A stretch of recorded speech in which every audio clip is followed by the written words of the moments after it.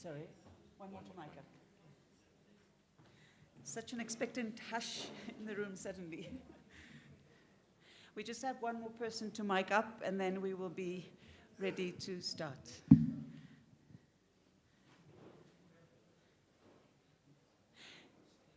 No worries.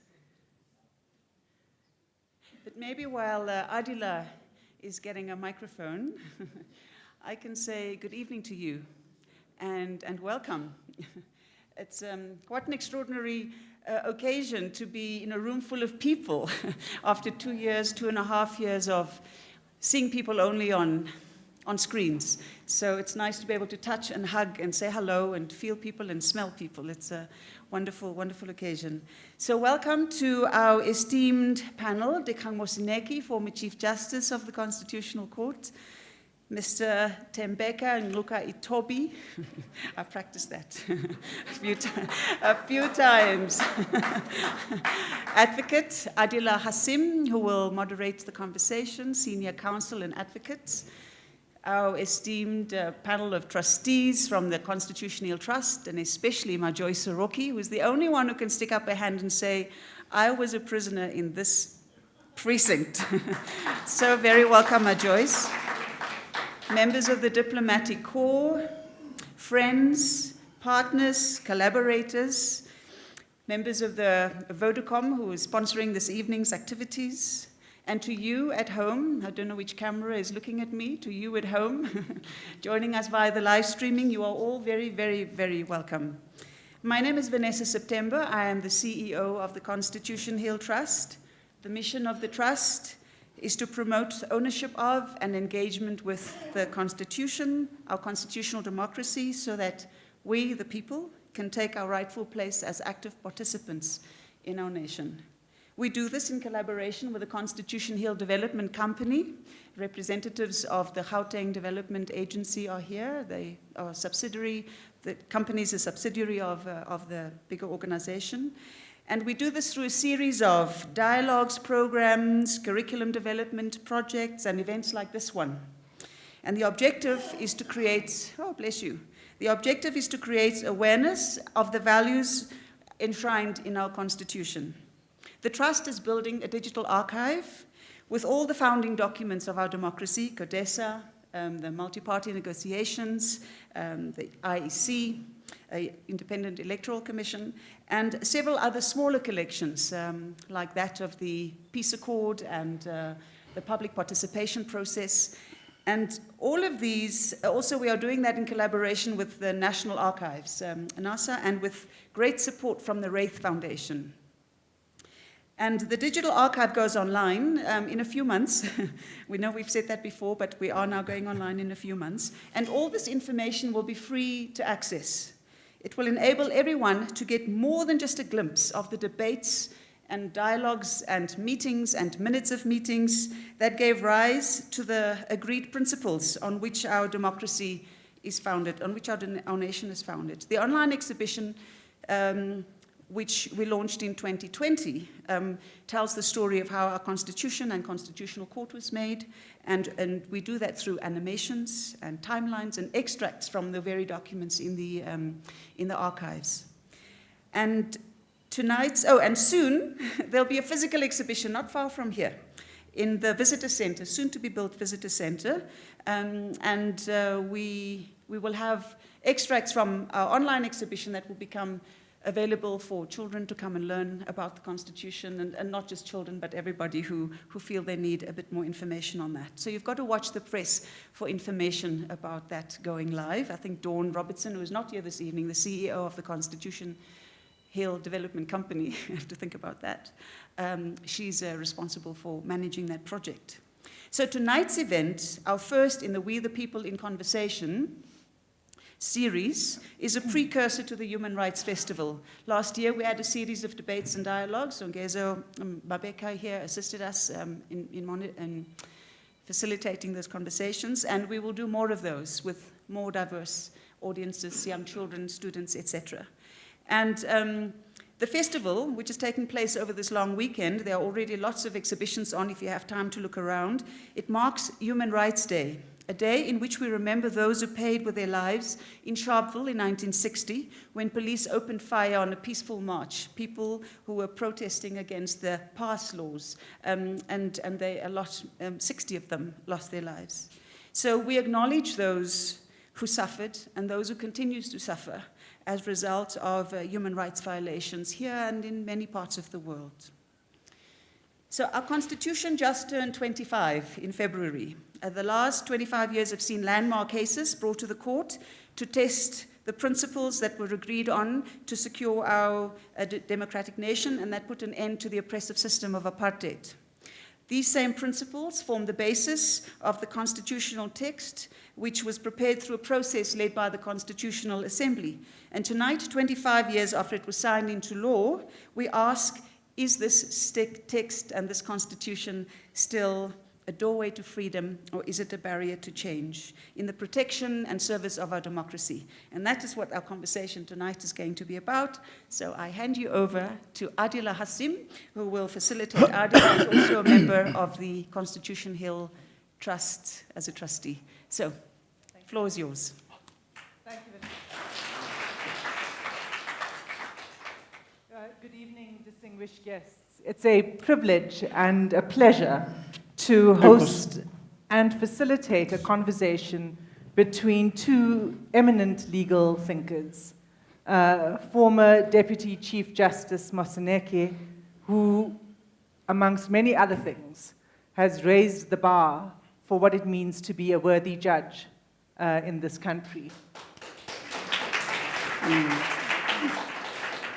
And my brother, Tembeka Ngukaitobi, one of the finest amongst my colleagues at the bar.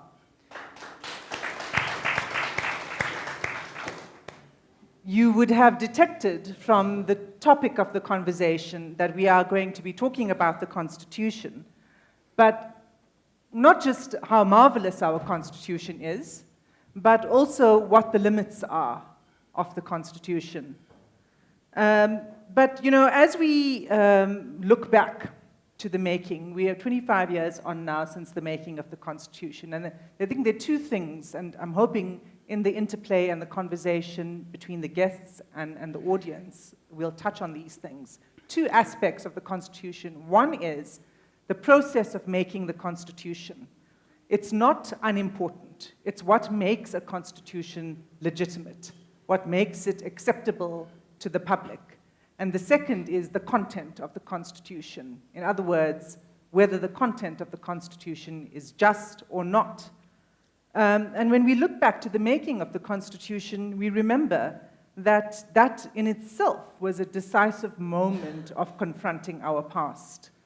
Those of us who are old enough to remember, this is not a very distant past. It was just the other day that we weren't able to move around freely in the country of our birth.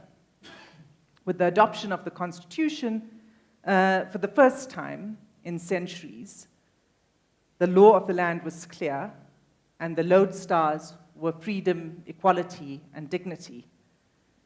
The process of drafting and adopting the Constitution was also quite unique because it involved public participation, and it involved a certification process by the Constitutional Court.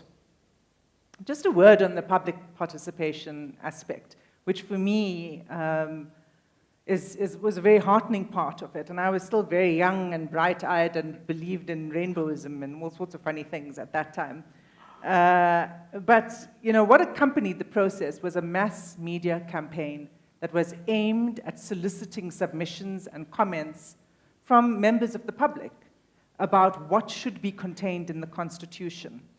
And there were several ways in which the Constitutional Assembly and other bodies did this. And it was through media and radio and print.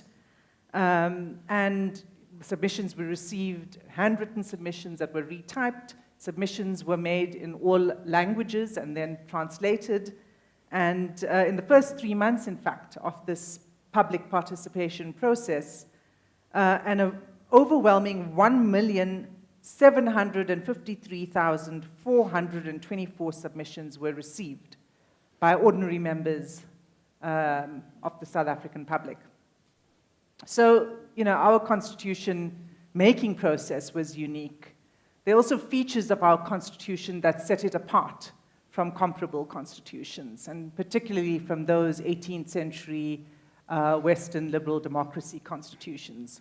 One feature is the inclusion of socioeconomic rights, the right to education, and health, and food, and housing, and for the first time, we're able to hold the government to account for the failure to deliver on those rights, but also to demand that the government take steps in order to fulfill those rights. A second defining feature, and I'm not going to name them all, is the fact that in appropriate cases, the Bill of Rights binds private actors. Yet, despite this, we are living in a country in which we are seeing growing inequality. And so the objections and criticisms and challenges about whether our constitution is actually taking us on the path that was set out, for example, in the preamble, whether that actually is working, and where the problem lies, and whether the problem is the constitution itself or something else. And so it's on that note that I'm going to hand over and begin the conversation with our two panelists. And I'm going to begin with a softball. But this is just the first question, Judge Masaneke. And that is to ask you about your reflections on the constitution-making process. Well, excuse me. Let me thank the Constitution Hill Trust. Thank you, Vanessa, obviously the trustees, and keeping alive a very important institution in our society. And thank all of you who are here. I'm sure you'll be thanked appropriately, but it remains significant that we have space to talk about this difficult thing. I think you should tighten your seatbelts. I don't think it's going to be an easy discussion. It was easy 25 years ago, albeit it's no longer easy. It's much more complicated. I teach at least 5 law schools quite regularly. In the Western Cape, in Cape Town, in Venda, in Western Pretoria, at Wits. I've taught at Fort Hare online, University of the Free State, when I launched my book, and a lot of young people came. The discussion is no longer one to savor. It's gone complicated. So I don't want to go to and the complaint is that we have, including me, have over-valorized this constitution. In other words, we have repeated celebrations about how wonderful it is and what it has all done for us. Yes, for the middle class, yes. But there are difficult questions that arise. But let's go back to its formation. Part of this criticism is the Constitution was born in sin. Now, people like Albie, people like my colleague here, Vessel, and perhaps our President Ramaphosa and others would stand total aghast. But many young people assert that these were unequal forces that were driven essentially by guilt and wrong on the one side and right and idealism on the other. The process itself outwardly showed all the features of going to get us into another point. And I tell young people it's being totally ahistorical to suggest that nothing happened in 1994. It is the sin that we must talk about. What is that? They say, well, essentially the deal that was cut is one that was not helpful in addressing some of the most difficult things. Now, those of us who were there, and as you know, I said in one of the committees that did the actual drafting with Arthur and a few other people, of the interim constitution. These were hard negotiated bargains. But of course, they were within a particular power setting. And therefore, most of this criticism comes out to say the original fundamental notions and vision of a good society has carried over many, many years, at least 350 years, just dissipated in 1994. And you don't see them being re-articulated in a way that young people are able to instantly identify. So the starting point you're going to find, there's a continual debate about whether the leading party of the time, clearly the African National Congress, and the National Party, minted something that was genuine to the true aspirations of the majority of the people in the country. And that criticism, of course, you know, leads to the second part, which really is, this explains why the government, in fact, is pretty impotent in converting society into what people fought for 350 years. So it's a very complicated debate, but it is the debate currently in law schools and amongst young people, to a point that is nearly ahistorical, that nothing happened in 1994. If it did, and then of course you quickly move on to Section 25 and the land question, to say, look how this fundamental question was totally fudged. I'm going to come back and talk about more detail. I don't say the argument is all right. I'm saying it's prevalent, it is strong, and reinforced by the parlous performance of the ruling class in this country. The ruling class has not covered itself in glory. So that argument, even at an academic and jurisprudential level, is quite strong. And I can get to it at a time when it becomes appropriate. So in short, I'm really saying we had a process. It was credible in ways, and it has certain features that you could talk about. But to over-valorize what happened in 1994 is to miss something quite fundamental, which is also connected to a misbehaving ruling class that is essentially almost at odds with the needs and hopes of the majority of the people it is ruling.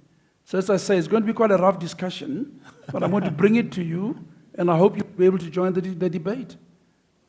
Thank you. Thank you, Judge. Tembeka, you've written about the roots of the Constitution in a different way. You don't start in 1994 when you look at our roots of the content, some of the content of the Constitution anyway, and certain important rights. Do you agree with Justice Moseneke or not? That's a very difficult question. Ask an advocate if they agree with the judge.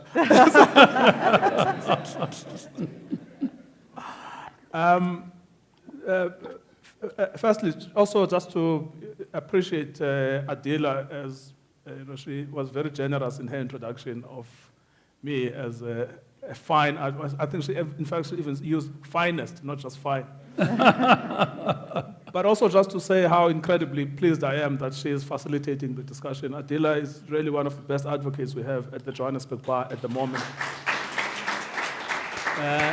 And also her sort of heart and principles are at the right place. I heard today that she and Sasha were at the Esidimeni inquest. And I think many of us have forgotten about that inquest. We just remember today, okay, well, this is the chairperson of that. Anyway, so just to come back to the yes, I mean, Attila, you're right. I try to look at this constitution in a sort of broad historical trajectory as part and parcel of the beginning of the struggle against colonial occupation and the union government. And the language itself, I mean, the language of rights, the language of law, and the language of the Constitution is an old language. It's not a 1994 language. And the first well, not even the first. I mean, there are earlier documents in the 1870s, that speak about the necessity of having the function of adjudication split from the function of government, and mainly those are African intellectuals of the era, the likes of Soga. But it transforms into legal language, into constitutional text, and into a Bill of Rights for the first time in 1923. And the fascinating bit about that is that at the time that demand is made, that we demand the Bill of Rights. So that's the ANC of Pixlika Isaac Sebe. I mean, one can criticize them. That these were the educated elites of the time. These were people educated in England and in America. And so they appropriated the language of rights. But what struck them was actually the hypocrisy of the British. The fact that in England, they were treated as completely equal. But when they returned to South Africa, the ethos and the values of racial discrimination were actually quite prevalent in the Union era. So this document of 1923 is itself pregnant with its own internal contradictions and complexities, because it demands equality according to the doctrine of Cecil John Rhodes, who declared that there should be equality for all civilized men south of the Zambezi, and that's the ANC document prepared in 1923, and it is transformed over time into another great piece of, I think, African imagination, the 1941, 1943. All right, it's clear that, all right, okay, I think I can talk. Which is called the African Claims, but it's got a section there called the African Bill of Rights, or the Africans' Bill of Rights. In other texts, it's Africans' Bill of Rights. It's a long statement of rights. One of the rights that fascinated me when I looked at it was the freedom of the press. And when you look back, why would these men of the ANC in 1941 be interested in the press? And I actually realized that they were proprietors of the press. They owned Abantu Batu, and the dismantling of the press at the time impacted on them, and that's why they demanded the right to the freedom of the press. And so you see that transforms from individual rights into sort of, I could say, collective rights in the Freedom Charter. The Freedom Charter is the most famous of these documents in 1955. And that's all then translated. And in fact, the man who was the inspiration behind the Freedom Charter is Z.K. Matthews. He conceived the idea in 1953 already, when he was the president of the Cape Wing of the ANC in the Eastern Cape. So, and you see this, all of it coming together in the 1991. Albie was there then, at that point. Albie was already there. In the 1991 guidelines for the Bill of Rights. And it's a constellation of this rich and imaginative history of black intellectual thought. So the point I try to make there is that it is very easy, in a sense, to abandon this heritage under this idea of Eurocentrism. Everything emanated from Europe. And so I'm trying to reclaim that space of the origins of constitutional thought. And that's why it's actually easy for Oliver Tambo. I quoted Albie, referring to what Oliver Tambo said. So, but in my book I said Oliver Tambo said this. But in the footnote I say Albie says Oliver Tambo said.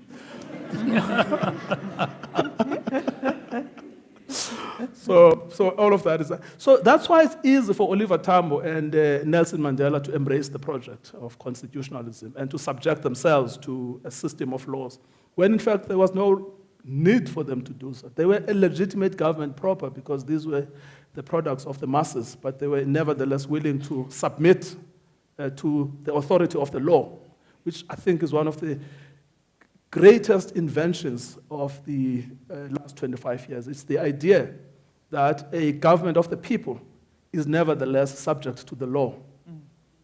So that's the point I try to claim and try to restore into the debate. I mean, I hear what Judge Mosenega is saying about these debates happening at law school. I think, Attila, there are multiple debates happening, right? There is the debates happening in the law schools. But there are other debates happening in the villages, in the townships, in the taxi rank and elsewhere, My experience of that debate, it's demanding the implementation of the Constitution. It's demanding houses. It's demanding land. It's demanding textbooks. That's a demand for the enforcement of the Constitution. It's demanding accountability. And so that layer, it's the underclass. I've called them in one paper I wrote as the underclass. That layer has no access to the media. And that, I think, for me, is one of the greatest tragedies of this disjointed debate that completely cuts out the underclass from the debate. And that underclass is not questioning the legitimacy of the Constitution, but it is demanding its enforcement. Thank you. Albie, if I could just ask you before we get to the real hard facts here, whether you think that our Constitution is perfect and the best in the world, or whether it has imperfections.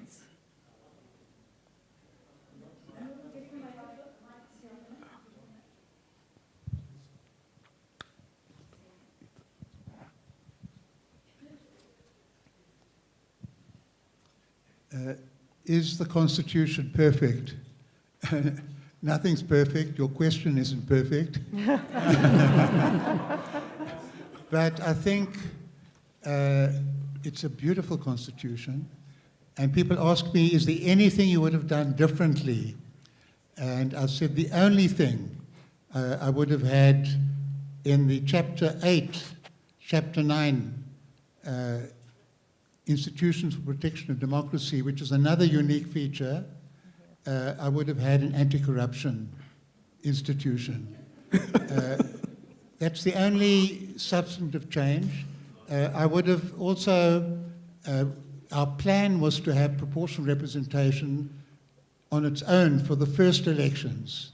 Clear everybody in for making the Constitution. And the plan understanding was the second elections would be mixed. And I favour mixed direct representation, which Parliament is doing now.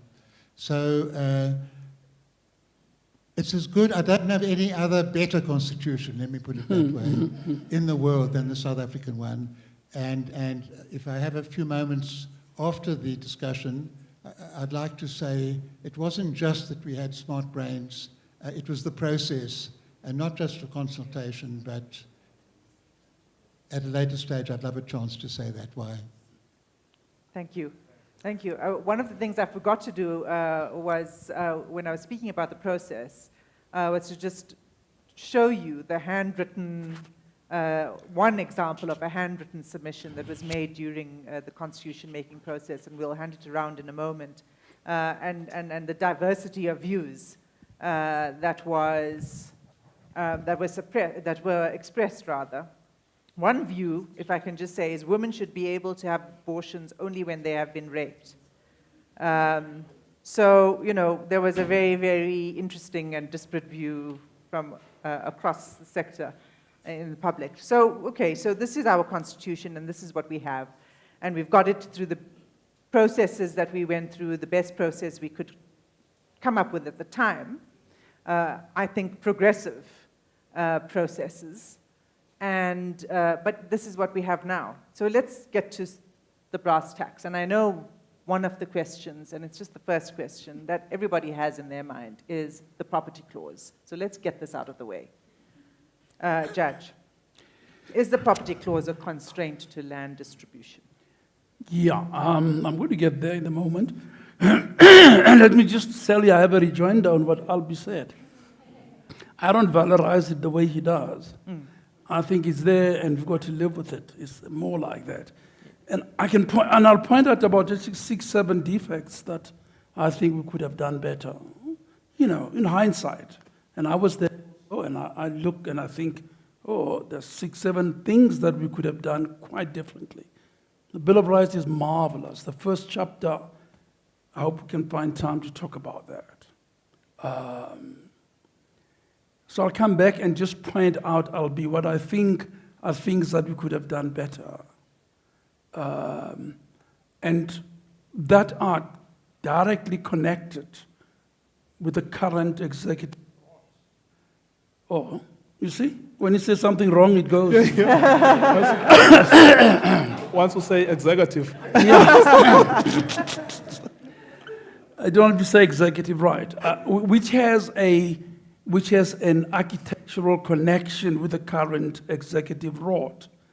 So I'm not quite in the mood to valorize the Constitution as the best and just wonderful. And I want us to have that debate at some time. But I'll come back to that. That's not the question you're asking. Let me just clear the deck.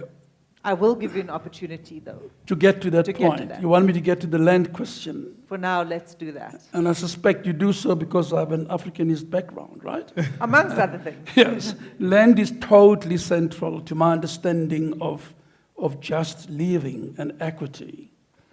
And one of my biggest angers, and just put it up front, every time I drive in a peri-urban area, and I see so many of our people so poor, so cramped, so landless, so without basic services, without just about anything.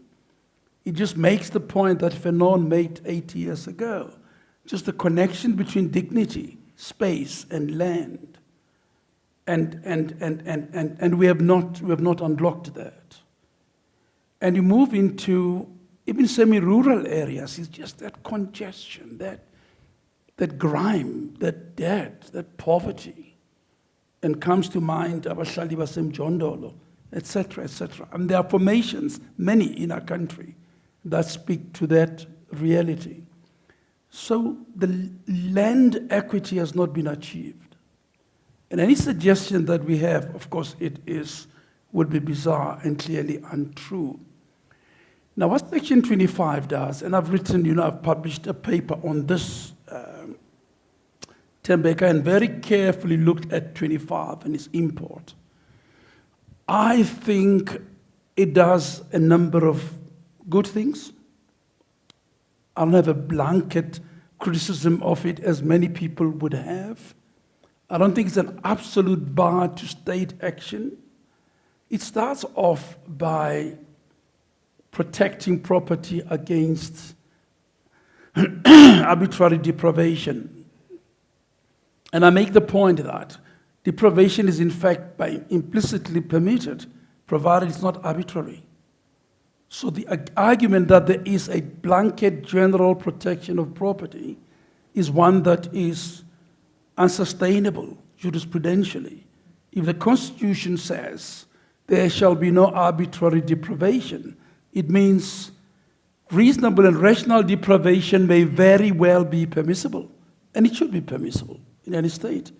It is a right that is capable of limitation, and you get into the normal test. Is the limitation reasonable?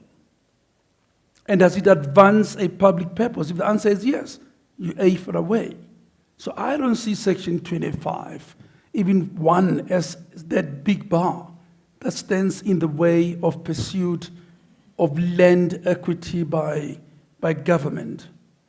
And I spent a bit of time in this article to go through the mandate of 25.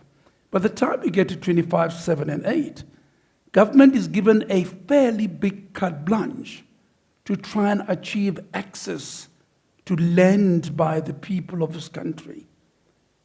And then I'm going to look at the statistics. I'm going to look at the land court. I'm going to look at the actual land that has been passed on to people. And more importantly, forget the farming land, because we talk about that. Surveyed and developed peri-urban land with infrastructure where most people live. And you see that very, very little has been done. In this article, I roll out the statistics to show you how slow the land claims court has been, how little government has actually done, and how the poverty stands out in your face. Drive down any street, peri-urban street in this country, you see it. So the government has a clear, open mandate. The last point I make in this article is that, and Albi's here to confirm it, for the time I spent in court, and indeed for the duration of the court, there was not even one expropriation case that came before the Constitutional Court. So our government never dared to expropriate even once. in order to advance land justice. I find that remarkable. And rather than going and trying to amend the Constitution, Section 25, in my view, and I say I commend you to go and look at the article, has enough power for a willing ruling elite to actually deal with the land question. And if there were to be objections to it, provided if it leads to deprivation, if it leads to expropriation, provided it is reasonable within the precincts of the law. And lastly, the Constitution requires that there will be compensation. But it's just an equitable compensation. The Constitution does not even get anywhere near market value. It lists 6 to 8 factors that a court will weigh. So the court is not bound by what the estate agents tell it. It has to look at how was the land acquired, for what use was it historically, how is it being used now, how will it advance a public purpose, e.g. give housing to poor people, or to build a hospital, or whatever else. So a court would put all this into a basket and saying this was a justified deprivation or justified expropriation. And therefore, and I think that the compensation should be X. So we could have done it, but in my stay on the court, not even once, nor did Arthur have the chance, nor did Pius have the chance. Albie and I have the chance. So our government sat on their hands and never, in all that time, tried to expropriate even once. They tried to cut deals with the budget of the land affairs, and it's another story for another day as to what happened to that money. So yes, we have a big thing to deal with. I think Section 25 is permissive, and I think a lot could have been done within its parameters. Thanks. And of course, just and equitable compensation in the appropriate circumstances may well be zero. Indeed. Indeed, quite often, think about farmers who were given land under the apartheid regime for free. That will be a vital factor to throw into the scale on whether or not the successor to that farmer, if they were family, ought to be paid large sums which are market related. So if we had just got down to the knitting and did the job, I think the land justice would have done a lot in achieving land justice in our country. But we did nothing. Tembeka, surely the judge is right. There isn't a right to property in the Constitution. That's not how Section 25 is framed. And surely the problem is not the provision, but our government over the last couple of decades. I mean, even our Expropriation Act is an apartheid-era act. Yes, no, sorry. I actually remember that I brought my constitution. Yes. So I was actually looking for it when you were talking. Yes, I mean, I agree. I actually have nothing meaningful to add to what Judge Musenega says about the permissive text. The only thing I would add is that it's not just permissive. It's actually, Section 25 is a mandate for transformation. It's obligatory. Now, I can prove this. Take, for instance, Section 25, sub 5. The state must take reasonable legislative and other measures within its available resources to foster conditions which enable citizens to gain access to land on an equitable basis. So it's a mandate. Now, that's the first thing. The second thing I would add, but on his analysis of the structure of Section 25, I mean, it's impeccable. The second thing to add is the transitional period. The claim that was made by those people that purported that there should be an amendment was that this was a product of a compromise, Section 25 in particular. When I was writing Land Matters, I actually looked at the CODESA documents on Section 25. Now, on the 3 disputed questions, The ANC won all of them. The first one was whether there should be a right to property. Sheila Kamara, who represented the National Party, very skilled, very experienced, very articulate, if you look at the transcripts of those discussions.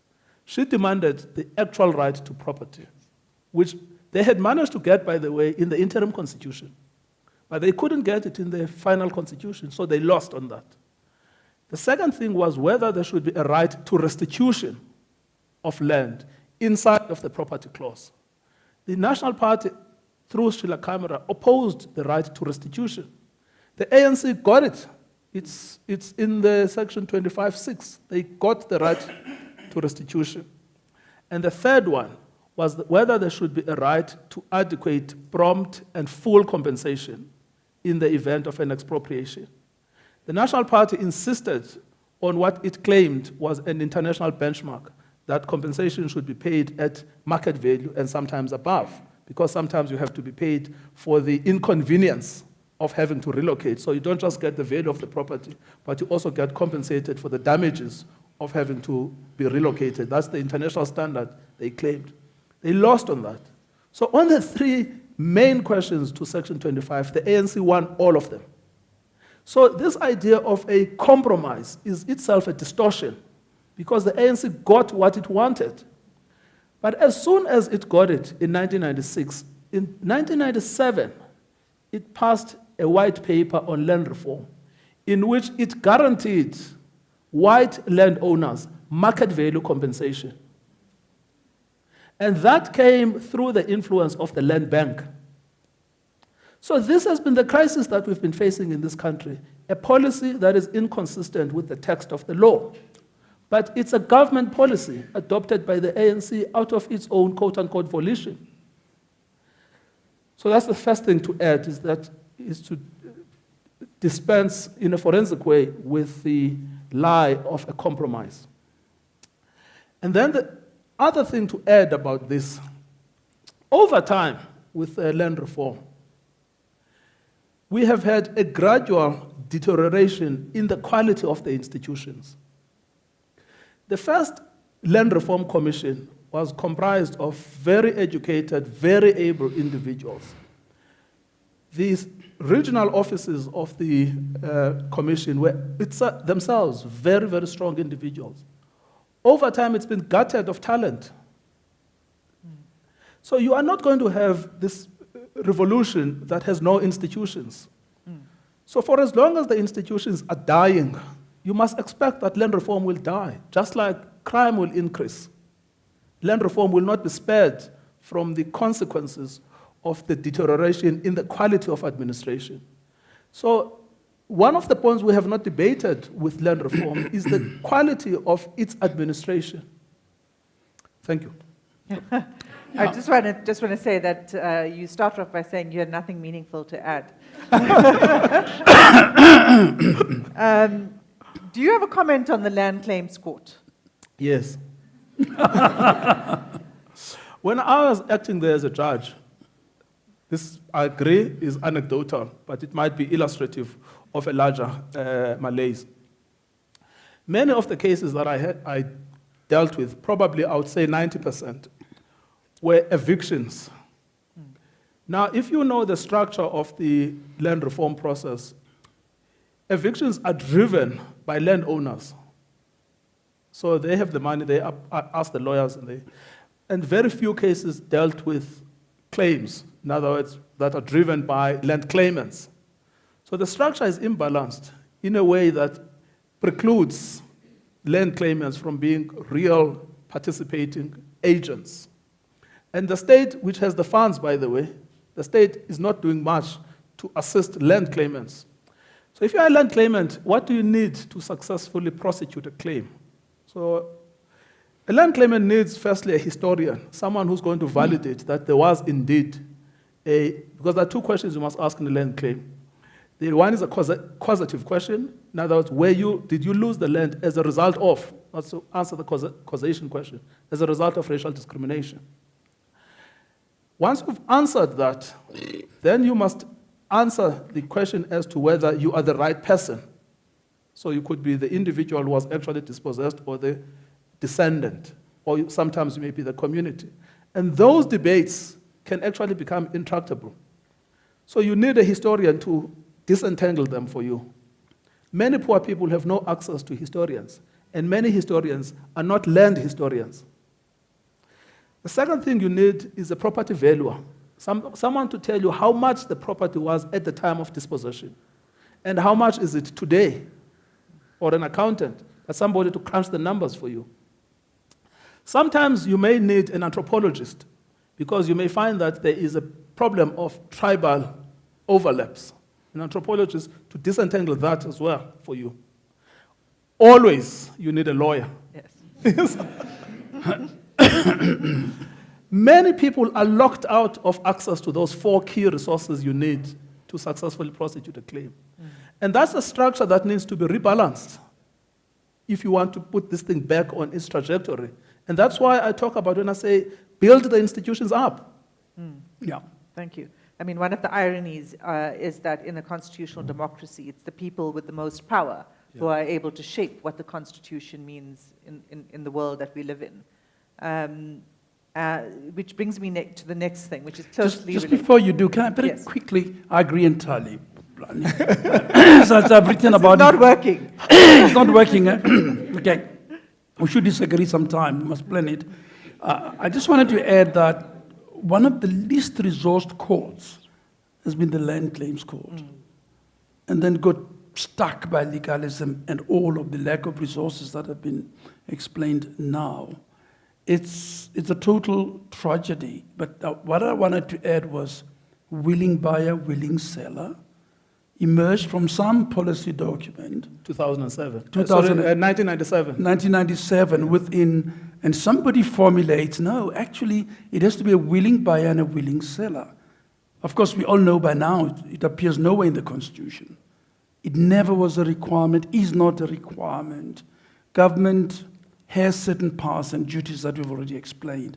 And that stood in the way, everything therefore was negotiated. And these officers sitting in the land department had this big budget and often went to farmers and negotiated these amounts that were to be paid to farmers. And anecdotally, usually they would suggest to the farmer, your farm is actually 100 million, not 50 million. And you know what's next to follow, right? And we almost had something in Malelane with that big farm, which was settled for 1 billion rand while it was enrolled at the Constitutional Court. And,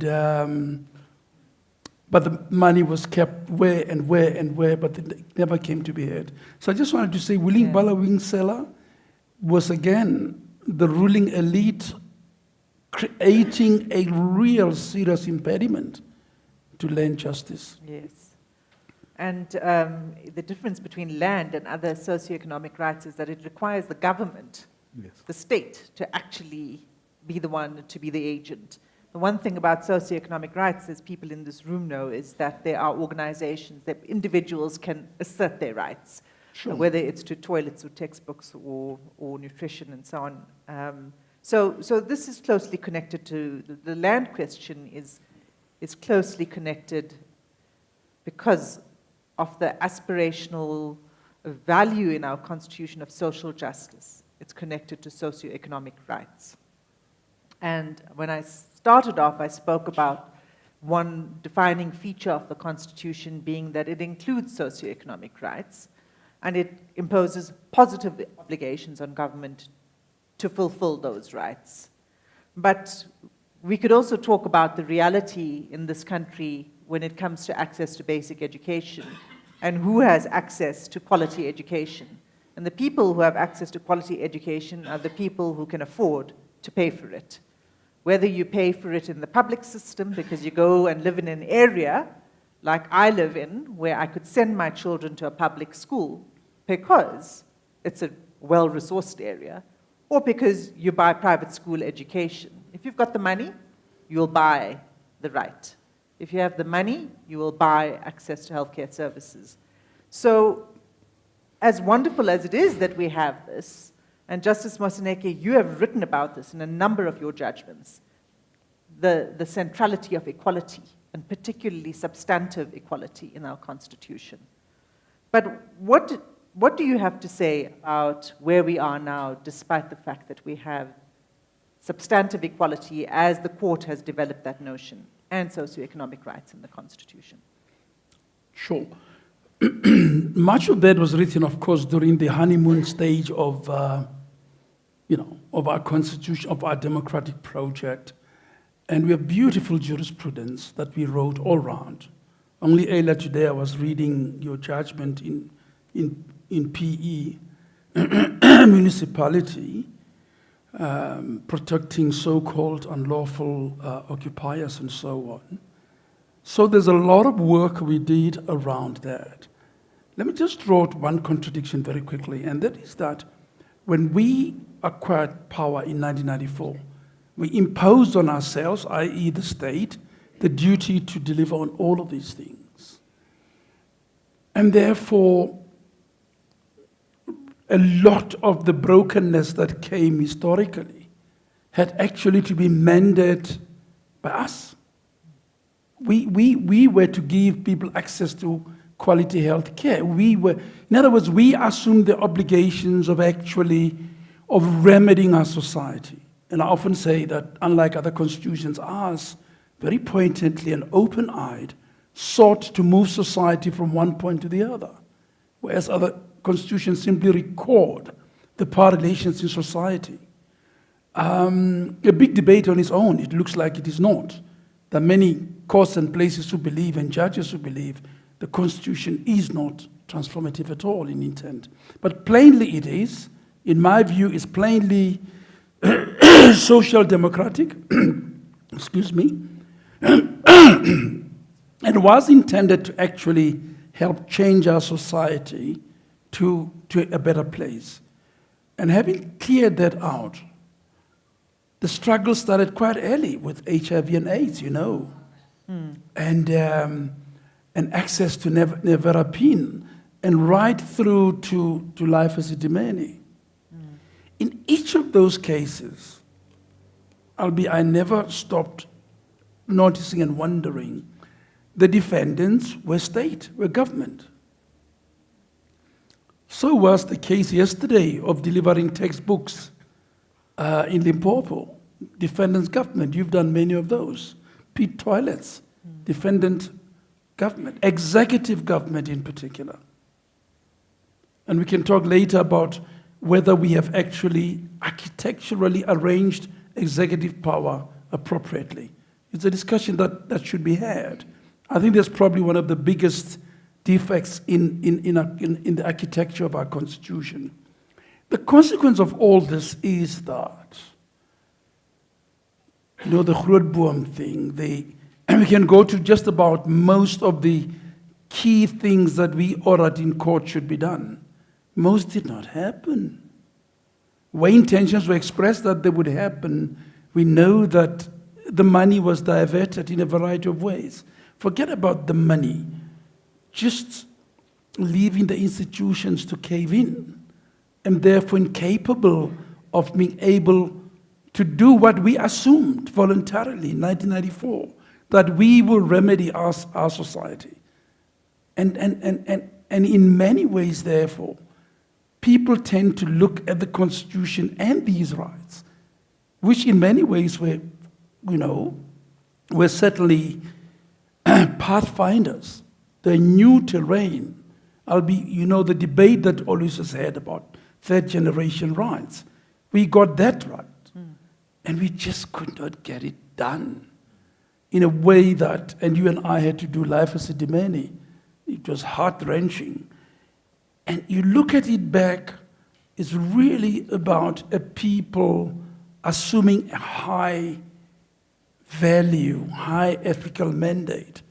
And they basically, I won't use the word that I have in my mind, they just don't do it, Messerok.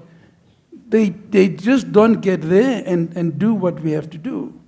So I'm not one of those who think the Constitution is all useless. I think it is great in many ways. But damn, we have to get out there and honor the obligations that we made in favor of our people, in contrast to our oppressors. And we meant to be those who occupy that high ground, that ethical compass that we're supposed to be. We're supposed to be those torchbearers. And it's difficult to say, to call us that, or leaders of society with a straight face.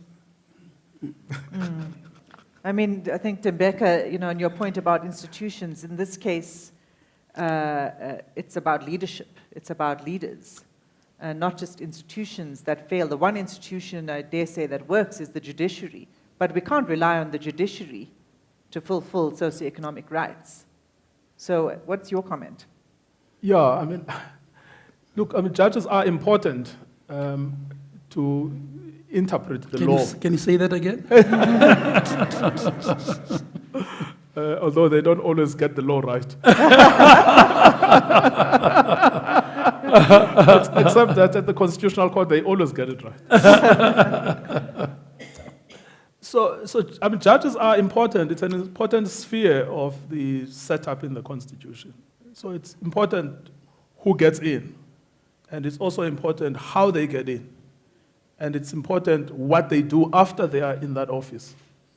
And those three questions, society has an interest in ensuring that there are no avoidable mistakes about who becomes a judge and what they do and what process is to be followed before one becomes a judge.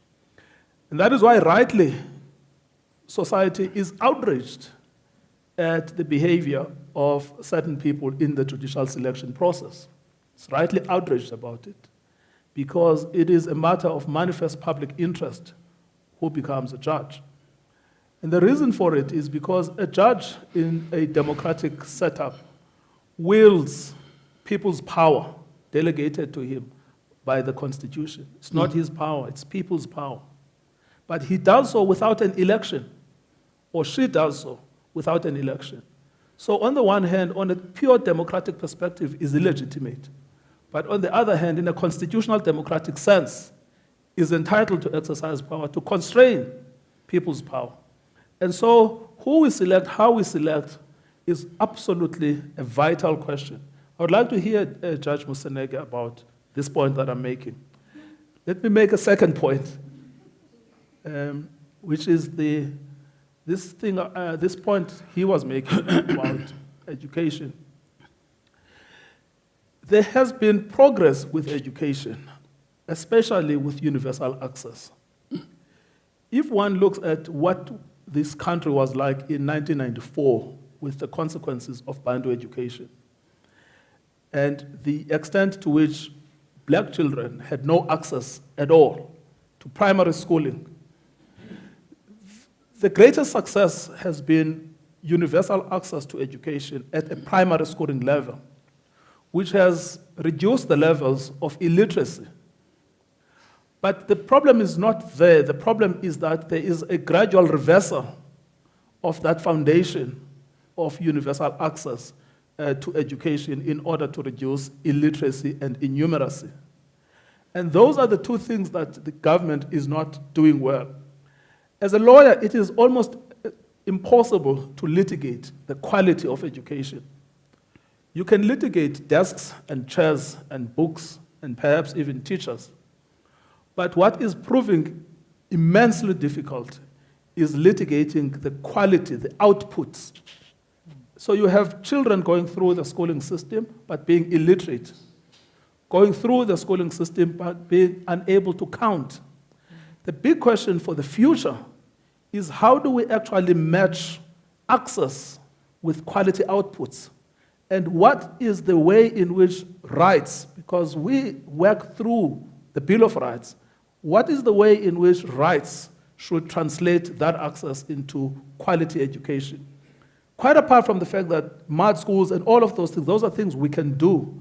But I think the greatest problem we face is the matching of access with the quality of education. And you see this huge gap. White children are getting better education by far on a proportional basis than black children. And this is, for me, the greatest indictment of the black government. is that it's racially discriminating against black children. And it can no longer say that it doesn't know that it is racially discriminating because the outputs are there. Every day we see the outcomes. So that for me seems to be the area of need for the greatest intervention right now in education. Can I just tell you that our government, in response to the pit latrine case in Limpopo, has, on affidavit, on oath, said they can't begin to fix it until 2030. So what you are asking for, I mean, toilets it's just logistical. Yeah.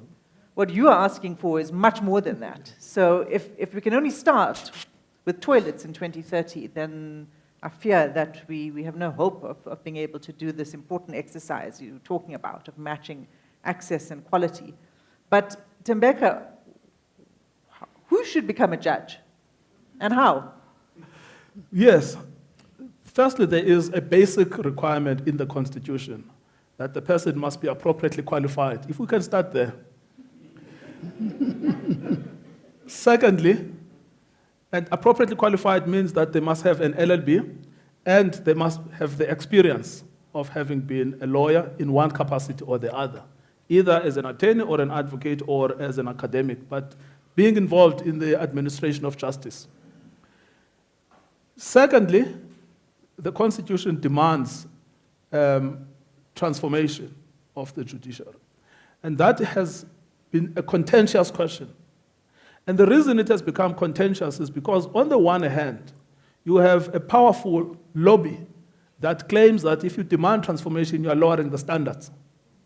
And then on the other hand, you have people who say, forget about the standards, let's just get anyone as long as they are transforming the institution. The question is striking the balance between those two. But we are not having an honest debate that that is what is going on. And so behind the scenes, on the corners, people say, look at these judges that are being appointed, they're incompetent. But they don't want to say, look at these black judges, right? And yet they should be honest enough to make that point clear. So apart from qualifications, we need at least people with some ethical and moral compass. We have enough corruption in government. We don't want it in the judiciary. So it must be clear that someone must be appointed with a clear ethical and moral compass. Now that answers the first of your questions about who should be appointed. It doesn't answer the question of how. The current way of appointing judges is wrong, and it is not in accordance with the Constitution, because it is in pursuit of interests, not in pursuit of the goals of the Constitution. The Judicial Services Commission is not a body to pursue personal interest, settle political scores. When the commissioners sit collectively, their idea must be in the pursuit of the goal of the Constitution. But the institution is being abused at the moment in pursuit of either personal interests or political interests. We have to fix the way the Judicial Services Commission works. Its composition is not a problem because it is necessary in a democratic setting to have a diverse views from a political point of view. The problem is that that diversity is not enriching the process, it is detracting from the enrichment of the process. And that is why I supported the litigation a year ago on those nominations that were done, that the process that is producing these judges is a totally flawed process. So we have to rethink the modality of the selection of our judges. At the moment, I'm afraid it's going the wrong direction. And I think that judges of quality are too afraid now to appear before JSC, having witnessed what can be put through. Justice Mosibeke, Thembeka has invited me to put this question to you, and you're a big boy, you can answer the question about judicial appointments.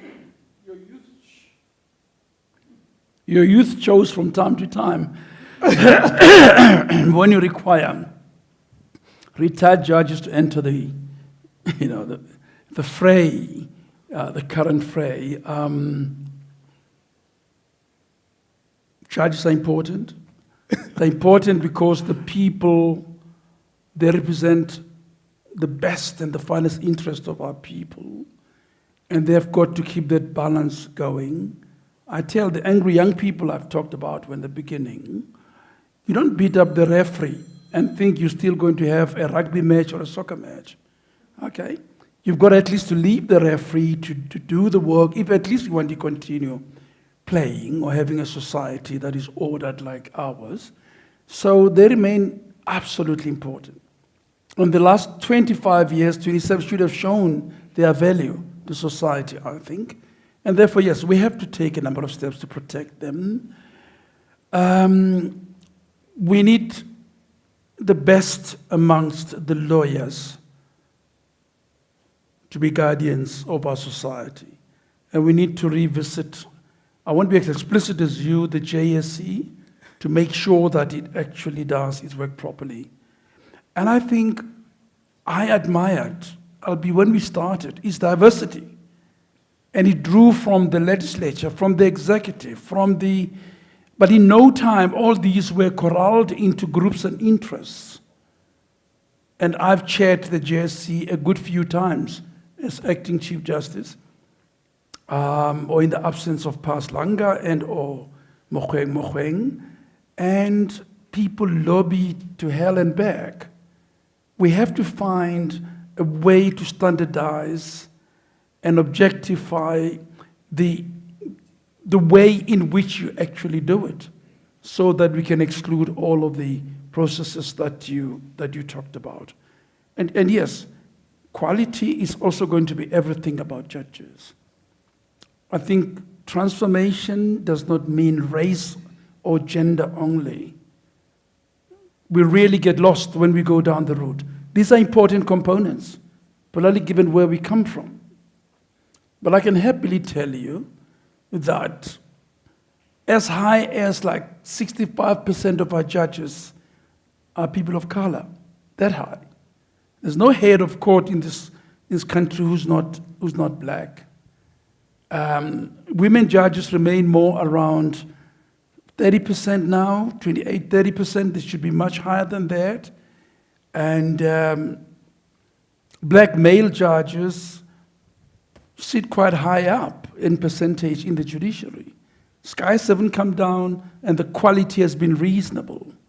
And I can tell you, we're glad that we don't have challenges of corruption as you would find in the executive. So we must really go and protect. We must truly go and protect that institution. And the JSC, I agree with you, is the first port of call. And open debates about judgeship. And we should be quite frank and open. Loyalty to the Constitution and the high values of our society should be far more important and valuable, and the ethical component you talked about, than how people look and what their agenda is. That must come into the fray, but certainly only as second or third in the assessment. Thank you, Judge. So you spoke earlier about architectural defects in the Constitution. So before we open up for conversation and questions from the floor, if you could make changes to the Constitution, what changes would you make? Cheryl Carolas, are you ready? Are you ready to hear this? Because we go around the world and tell everybody we have the best Constitution. We do in many features. You've heard me valorize even Section 25 of the Constitution. We have inducted a democracy. It's overseen by a rule of law. We, by and large, are governed by law. It's something that we cannot abandon. We cannot beat up the referee and throw away the rules book. We need it in order to be able to actually change the lives of our people. And I agree with you that they clamor properly for implementation of the Constitution. Here's the defect I'm talking about. Unwittingly, and I've written somewhere about it, you'll find in some published article in a journal, we created an imperial presidency. I have a schedule, I can read it to you, I brought it along here. Just about everything that wills executive and other power in this country is appointed by the president. starting from the chief judge, starting from the deputy president. Remember that a president cannot fire a deputy president at will. And this country has been there, right? With deleterious impact when a deputy president was fired not so long ago. The president can appoint the chief justice, appoints the deputy chief justice, appoints president of the Supreme Court, appoints the head of the army, appoints the head of intelligence, appoints the head of the NPA, appoints the head. Think about it, the president appoints. So there is a remarkable concentration of executive power sitting at a particular place. And the consequence of this, and I think it was quite unwitting, consequence of this is that there are insufficient mechanisms to be able to temper that open-ended power of presidency. And get the right candidate into the presidency, then you'll have a bit of a jigga-jigga. You'll have a bit of a dance, right? And we've had it not so long ago. If the president is really overloading just about everything. Forget the name of the president, but that is one defect which I think sits and points out. The other is the president appoints a cabinet, that is fine, but appoints it from the ranks of members of parliament. So everybody in parliament, at least in the ruling party, aspires to become a cabinet minister. What do you think their level of the appetite to keep the president accountable would be? You remember motions of no confidence, 5, 6, 7 of them, and they will all merrily vote against that. So the architecture we've created is every MP aspires, at least in the ruling party, aspires to become to become a cabinet minister with a car and bodyguards and a home in Pretoria, a home in Cape Town, and I don't know how many 52 business class tickets between Cape Town and Joburg and Wara Wara and Wara Wara, and we go on and on. So when we are to write again, we certainly have to think about it. 3, I think the values of accountability, openness, responsiveness sit out there. Wonderful. But we haven't done enough to make sure that they're actually observed. If you ask me, the weak link in the Constitution is architecture of the executive. Parliament votes money, makes laws, and leave all that in the hands of the executive. And the executive does with it what we all have seen in the last 27 years. So and we should think through how we best disperse that power, how we best police it, how we best make sure that we don't have acting DGs in every department, how we don't wake up with the news like this morning, that billions of rand seems to have been siphoned out of Department of Water Affairs.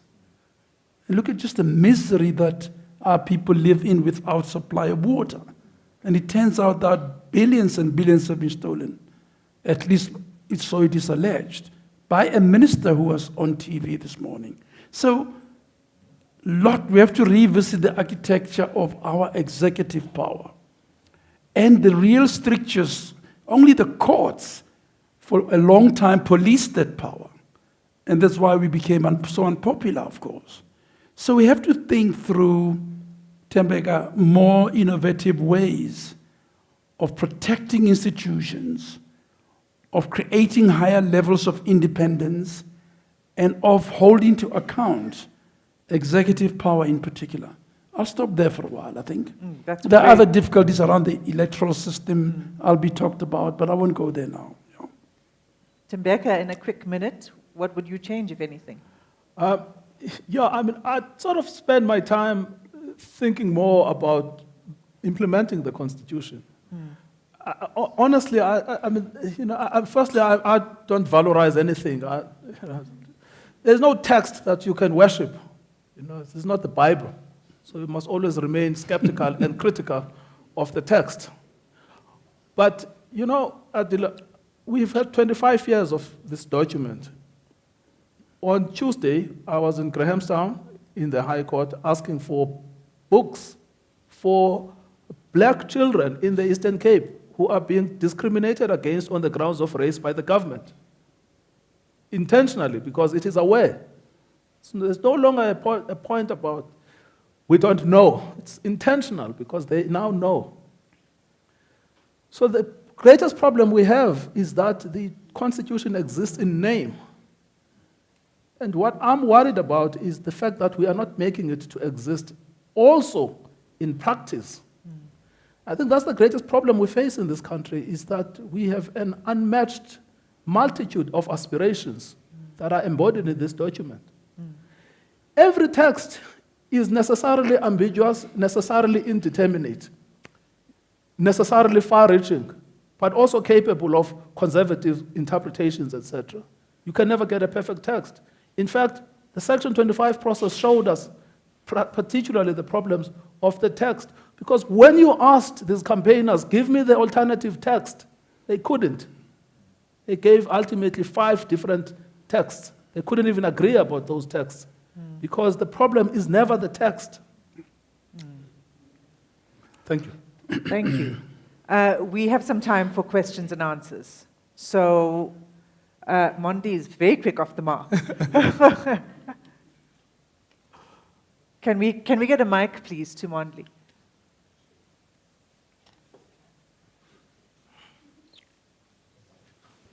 Is he here as journalist or as citizen? I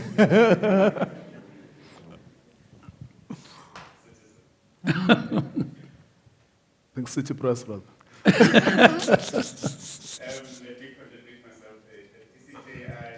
do need to edit you. Then I do need to edit you. You keep talking about the ruling party. I think Swaziland and Saudi have rulers. Yeah. It's the governing party. Accept that. But the problem remains. So to say, Tembega, you spoke, I think, correctly about the fact that the people, ordinary people, are demanding that the Constitution be implemented. And that's actually the voices that we should be listening to. But the reality is that the narrative of those who are saying that the Constitution is the block, the Constitution is the problem, those are the people, if we can put it this way at the bottom, they are not articulating their support of the Constitution, they are demanding that the Constitution meets their needs. Those who are undermining the Constitution and are saying the Constitution, they are actually articulating, and they are loud, and they are heard, and they are getting more mainstream. They have a home in the governing party, they have a home in many influential pockets of society. They have a home in, worryingly, more and more in your profession, the people who should actually be defending and, as you said, implementing the Constitution. And unfortunately, it is a section of our community, of our society, that as influential as they are and as educated as they are, that you cannot argue with. I mean, you have presented facts. You present those facts, it goes way, way over their heads, and the argument becomes even more, and arguments becomes more and more ludicrous. There's one that's growing now about the fact that Joe Slovo wrote about the sunset clauses because he wanted to protect white interests as a white man himself. So, I mean, like, that's as much as, something that's now coming to the fore. Now, my question is, if you have such influential pockets of society, and unfortunately, as the DCJ has pointed out, that even at law schools, future lawyers, future judges are actually are being poisoned in that way. What do we do at this point in 2022, 25 years since the adoption of our constitution. What do we do to deepen and actually make sure that the next generation does not buy into that poison, that this constitution actually does become, with its imperfections, does actually become a permanent feature of our democracy? Mondli, I just don't know what the answer is, but I agree with everything you've said. I think that's my primary worry. That's what occupies me. I don't give a lot of airtime to sort of anti-constitutional discussions. I'm very impatient with them because, when I go to my village, no one ever says to me that their demand in their lives is an amendment to the Constitution. And most of this debate is not actually an honestly held view. It's a cover. It's usually a cover, either a cover for political power, a cover for some sort of intellectual dominance, but it's usually a cover. But we must carry on patiently, slowly, quietly, but we should never stop. The constitutions across the world, good constitutions like ours, people can say, this is a good constitution, this is the bottom line, this is a good constitution. So good constitutions do not self-execute or self-survive. They are held on by good people. So we must firstly protect, defend, deepen, advance the essence of constitutionalism. Sometimes against the government, sometimes against the ANC. In the last 4 years, ANC has wasted everyone's time asking poor people if they want land. Yet it's rise on the tray. The reason the party was formed was to give black people land. So sometimes we fight against that narrative inside the party, right? Because that is intentional, it's diversionary. It's a cover for the failure of the last 25 years. We must call that out. So the key is not to stop, not to surrender, is to keep pushing the right message. And not to be cowed by the intimidating noises, because that's the intention, is to silence the voices of constitutionalism. So that's the only thing I can offer you, I'm afraid. Thandi. Sorry. No, you got, Thandi must go ahead.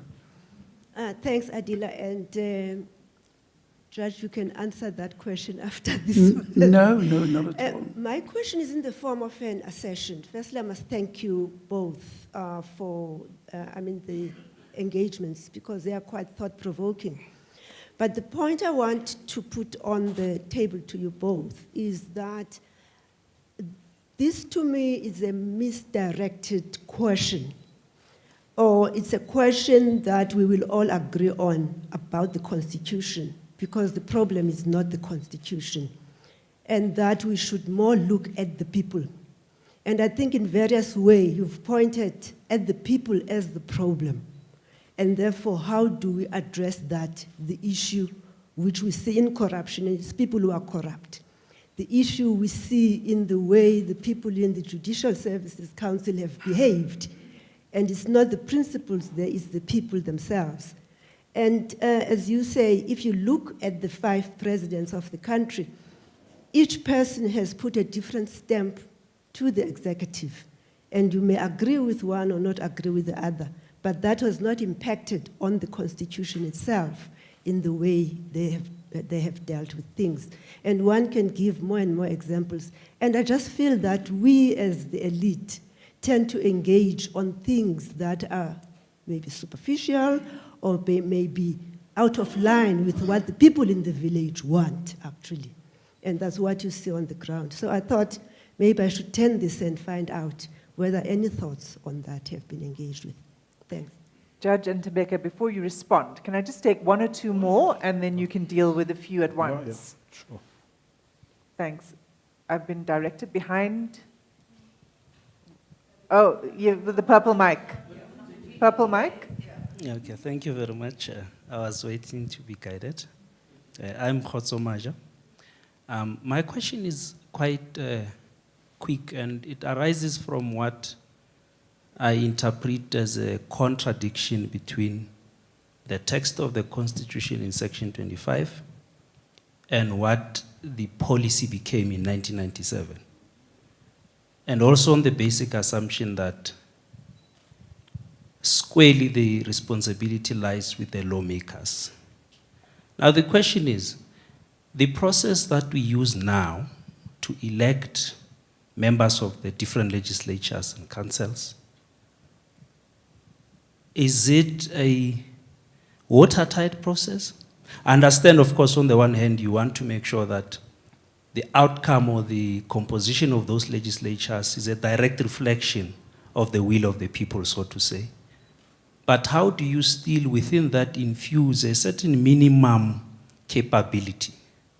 You know, the capability, for instance, to align and create a consistency between the object and the spirit of the Constitution on the one hand, and the resultant pieces of legislation that these members of the legislatures are charged to create. How do we strike that balance? And this is a question I'm posing to both esteemed speakers. It's a question I've also been for some time struggling with in terms of how do you elect your parliamentarians in a way that allows us to produce the best quality pieces of legislation. Thank you. Question at the back. All right. And- Yes, all right. Thank you, Adila. I'm Mike Mpanya, and I guess you could say I'm one of the angry young people, but I am a constitutionalist. And I have two questions, but they are fundamentally connected. The first is to Tembeka, who asserts that the Constitution is not Eurocentric. And in my understanding of what the distinguished advocate said, it's because African claims and other documents similar that use the language of rights were written by black men. But as Fanon points out in Black Skin, White Masks, just because something is written by someone black doesn't make it African.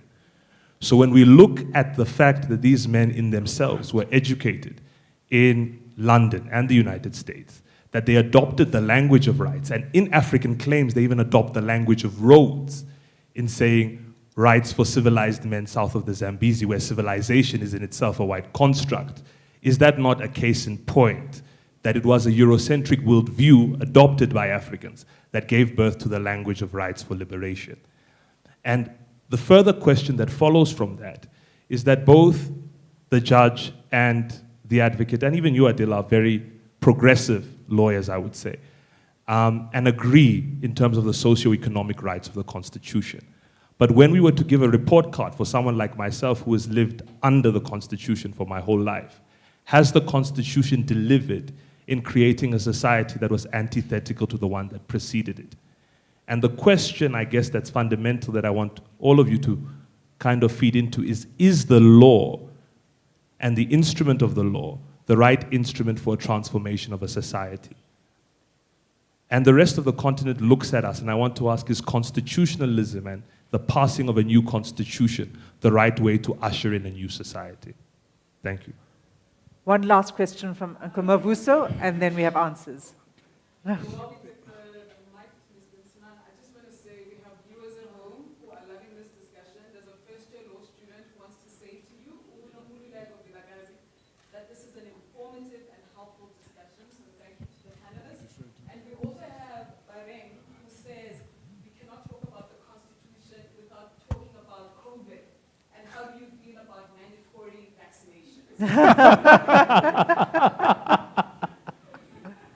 Okay.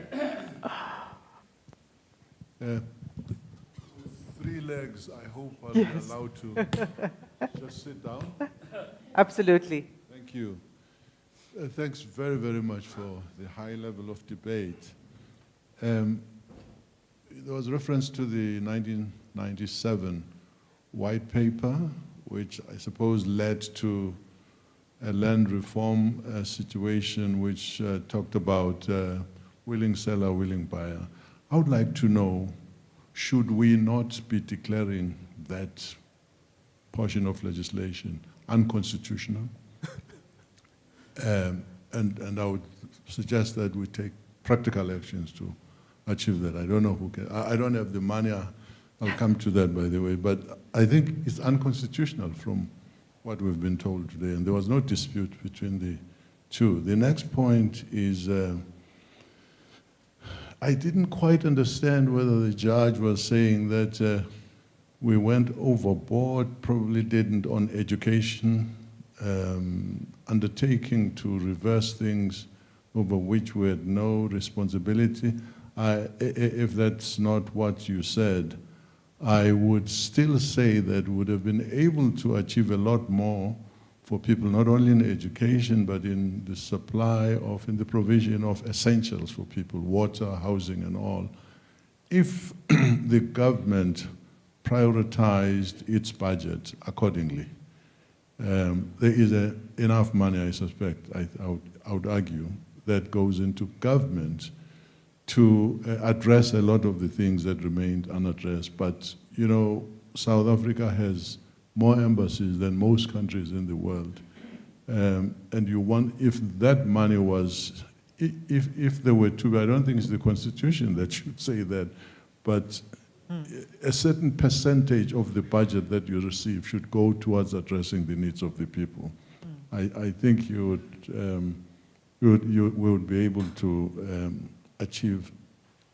perform a lot better than what we're doing now.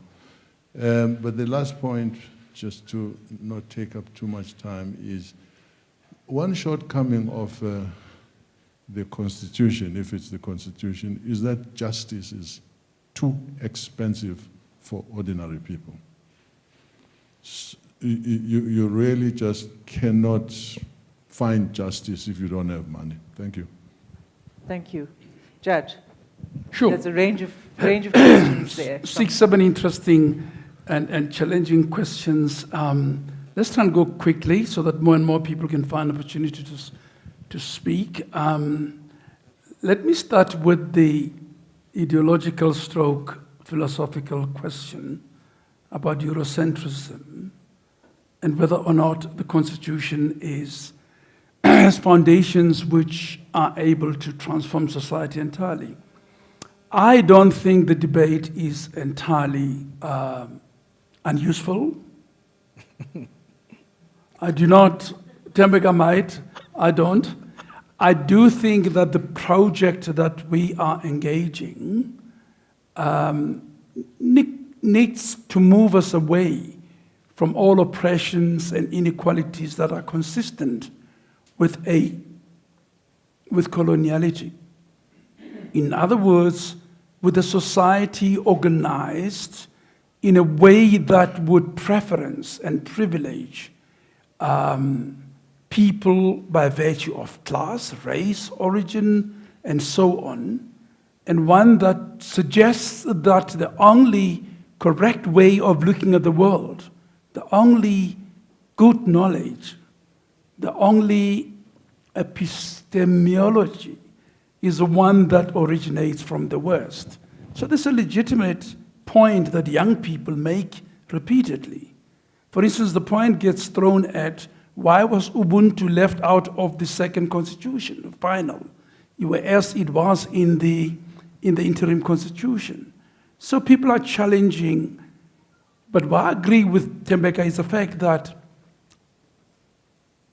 we must own much of the thinking and the origins of our constitution.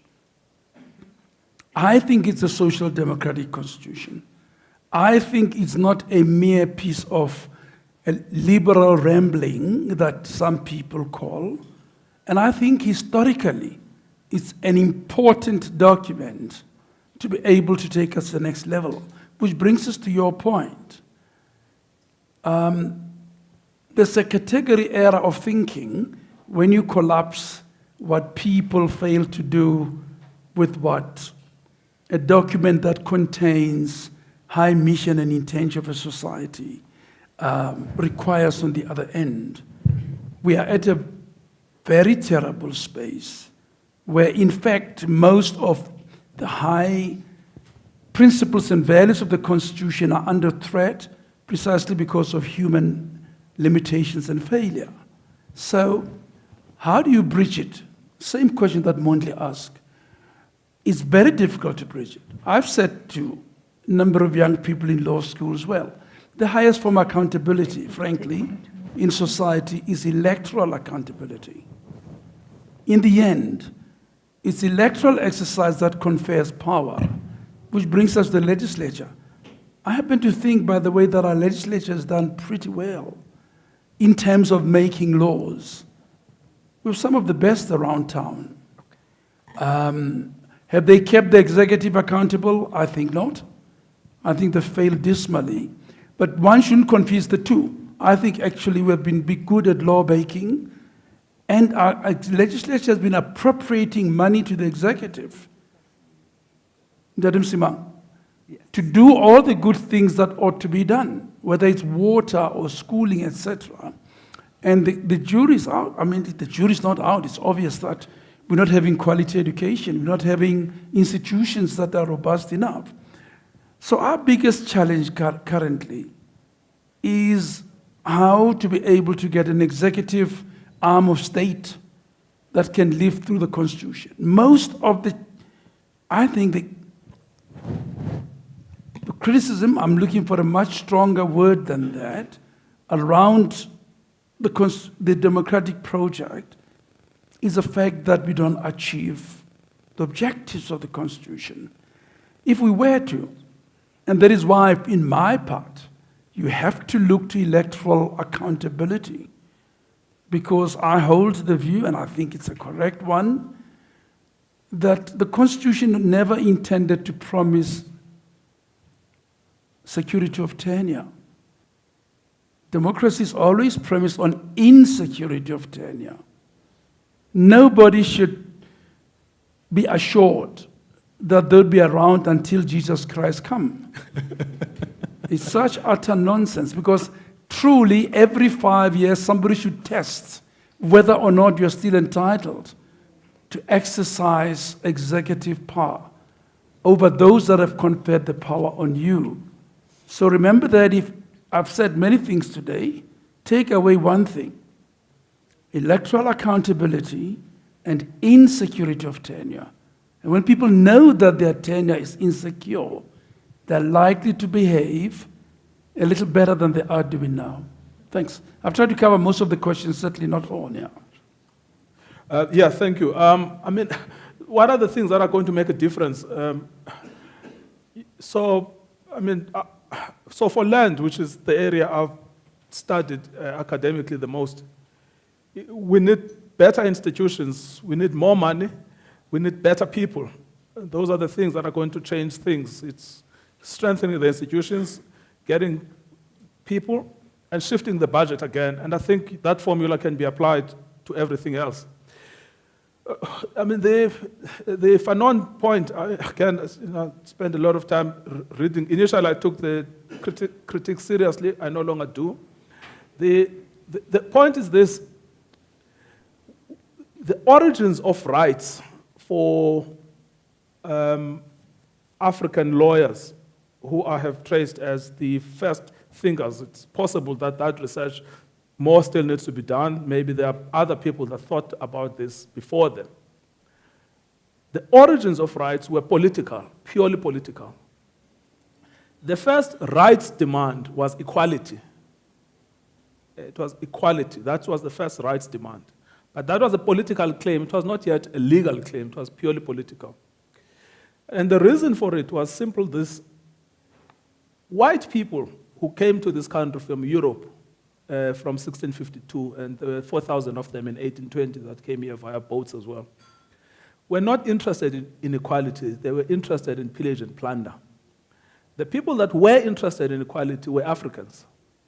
So the language is European, but the incorporation is entirely African, and it is intended to serve a purely African aim of creating equality in a state that is founded on inequality. That's the claim I make in The Land is Ours. When they took these debates seriously in 1941. You know what had happened there is actually a fascinating story. There was a war, the so-called Second World War. South Africa was a very important player in global affairs through its Prime Minister, Jan Smuts, highly respected in Europe, including by Sir Winston Churchill, who used to call him to some of the cabinet meetings. Jan Smuts was about to travel to Europe because they were debating what to do with the League of Nations. The key demand in Europe at the time was self-determination, and mainly it was around what to do with Nazi-occupied Europe. Dr. Xuma, who was at the time the president of the ANC, thought that Smuts is being hypocritical in insisting on self-determination for Europeans when all of Africa is under white rule. So when he adopted that Bill of Rights, it was again an entirely African agenda of self-determination also for Africans. Smuts rejected the challenge when it was put to him by Alfred Xuma, and using very derogatory words, which again I've traced and I've put in 2 books. So the claim of the Eurocentric origins of our constitutional thought is bogus, utterly bogus. It is totally ahistorical. What happened is that there was a movement, again, in the 80s, a constitutional movement, which undoubtedly was driven by white liberal lawyers, attorneys, and advocates. There were people like Bezos, Charles Cassin, and them who drove that project. The big question for me that would have made a difference is what was the attitude of the ANC to that debate? Tambo, Nelson Mandela, embraced the project of constitutionalism. Why? And that is why Albie Sachs's connection was revealing for me of the commitment of Oliver Tambo to constitutionalism. And by the way, Oliver Tambo supported constitutionalism even in exile in MK, insisting on the application of the Geneva Convention. So there is just no, Montley raised this point, there is just no credible argument on the Eurocentric origins. It's just people say it because it gives them legitimacy in certain debates, but it's entirely bogus. We are well into injury time. Yeah, well, and one point where we differ with the young yes. But it's not a place to set it up. You wanted to see us differ. Yes. I think there's a big raging debate out there about the extent to which it is African thought and the extent to which it is Eurocentric. But it's a debate for another day because it matters not. In the end, there is a ground rule, and it's a ground rule that ought to take us to our nirvana, and it's not quite happening.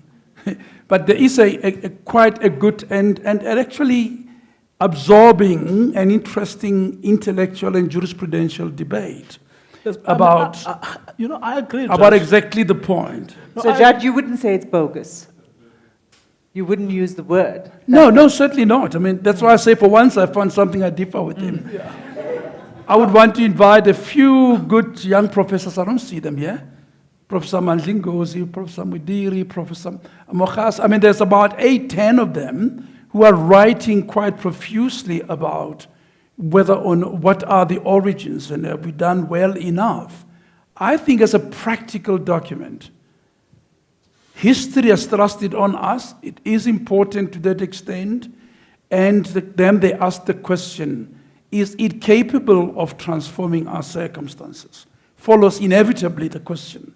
Because the whole notion of Eurocentrism is that it serves interests other than those of the majority African people. No, but isn't that a different question to its actual origins, which is my preoccupation? Yes. The question as to its contemporary exigencies and uses depends on us, not on white people. About that we agree. You're going to read my own Liberator, okay? Which you have read, right? Yes, which, by the way, It I have depends read. on us. We are our own liberators. I'm saying it is questionable whether the debate can be tagged as bogus, because I think there is a legitimate area and terrain of debate on the issue. And who should set it right? Us. That's why I say it matters not who originates the Constitution and its text. Look at us actually being more horrible to our people than our very oppressors. So it matters not, frankly. Yeah, anyway. Thank you both. We are so well into injury time. I had, a few minutes ago, I thought I would still take a last round because it's such a rare privilege to have the panelists on a platform, let alone both of them together. I can tell you neither of them easily accepts invitations of public events and public platforms, but we've really had a fantastic discussion. We're going to leave it here. We've had a fantastic discussion, and I'm so grateful for both contributions from both the panelists. We have a few minutes for Cheryl Carolus to please close the proceedings this evening. So Cheryl, if you can please take the platform for the last couple of words.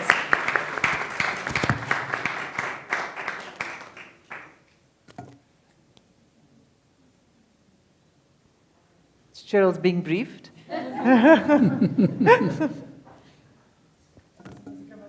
Yeah.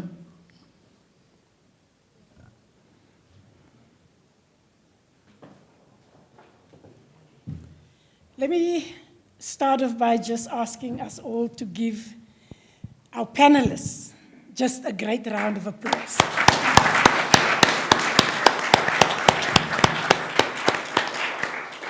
It feels corny to applaud three outstanding jurists, but I think we should. Because our country, and indeed the world, is a very troubled place.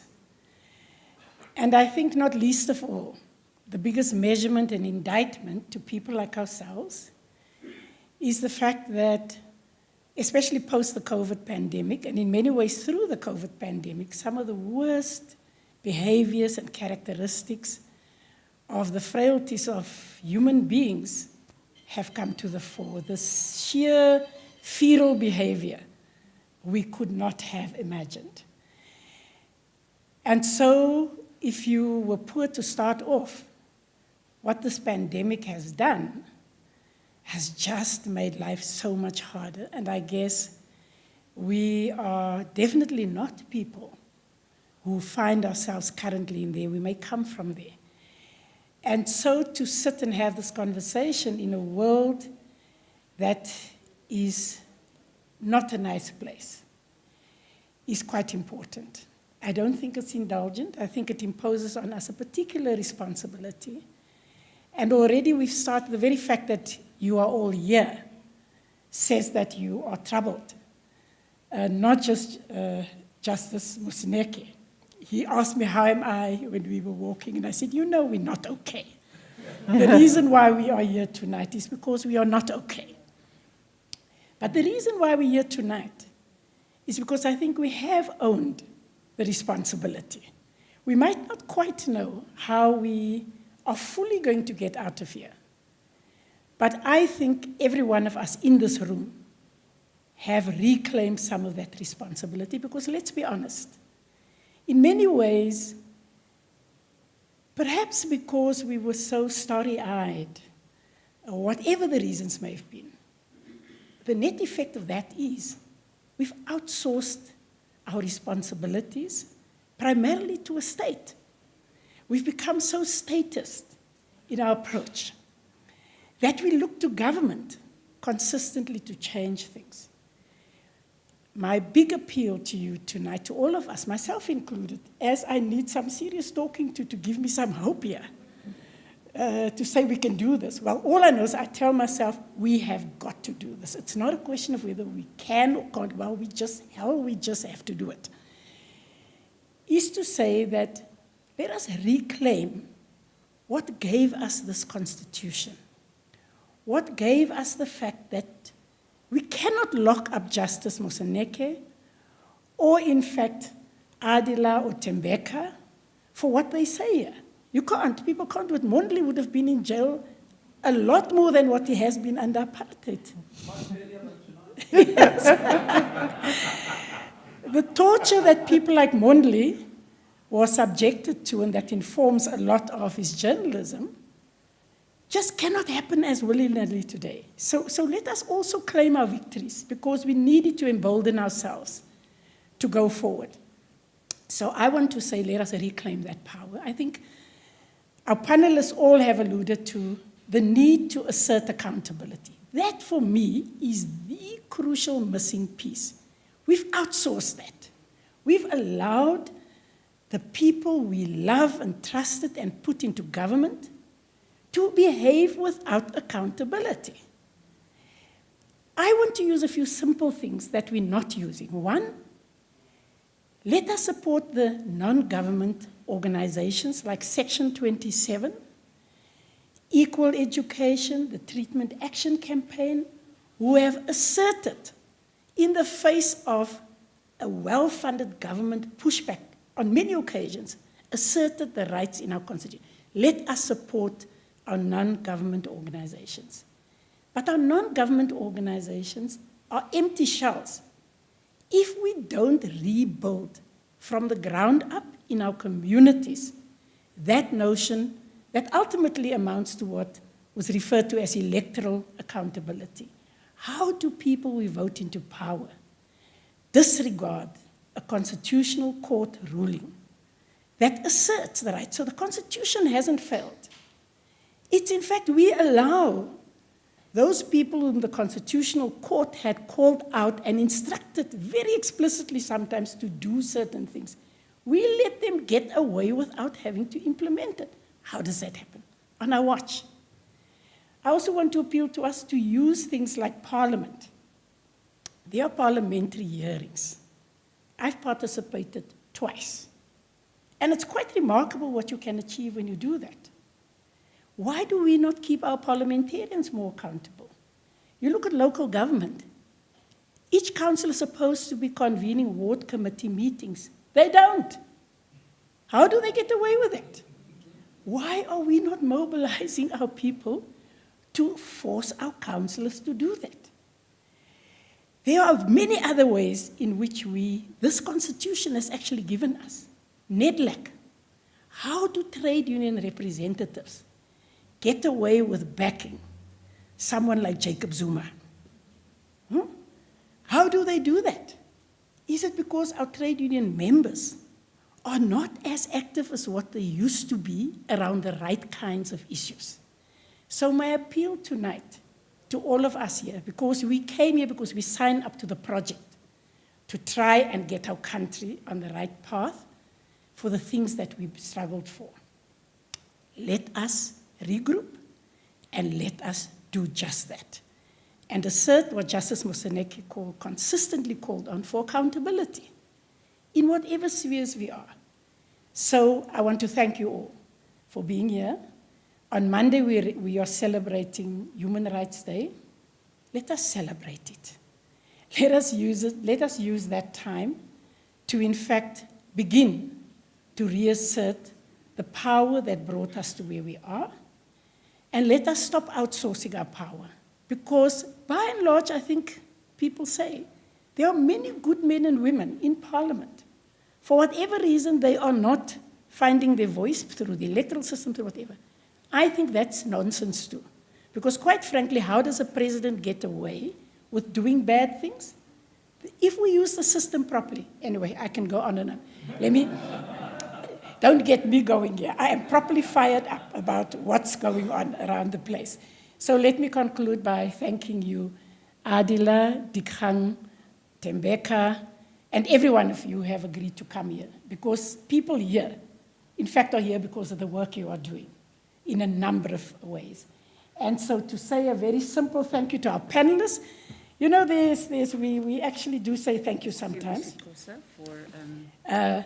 Well, I think we're going to ask Vanessa, and I'm going to distance myself because I do think we must observe COVID protocols. Okay, thank you, Cheryl, for those encouraging words and for the appeals. And so I'm helping Cheryl to say thank you to the panelists and thank you to Luando, who arranged. She had to leave because she needed to be with her family this evening. She just left 10 minutes ago. And something that we've been trying to do, and we finally achieved in the Constitutional Trust, is to print the preamble to the Constitution, which you've seen sit between the two men, in all the 11 languages, official languages. And we had the opportunity to ask Tembeka, may I call you by your first name, which one he would prefer, and he said the isiXhosa version. So.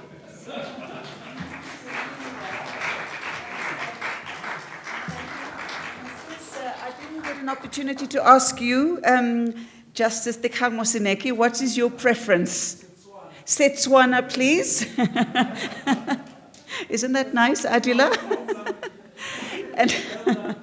And I just wanted to take a moment, since I have the podium back and I didn't do it at the start of the evening, is to thank all the organizations who facilitated the live stream. Thank you, Cheryl. Who facilitated the live stream of this conversation through YouTube channels and Facebook channels and TimesLIVE and the Islam Radio and SAFM and ITV and Channel 347. So thank you to everybody who participated and made it possible for us to share this conversation with many more people than just the 47 of us in this room. So thank you for your attention. And so thank you, Amit. You can cut the live stream. And thank you to all the guests who watched us on live.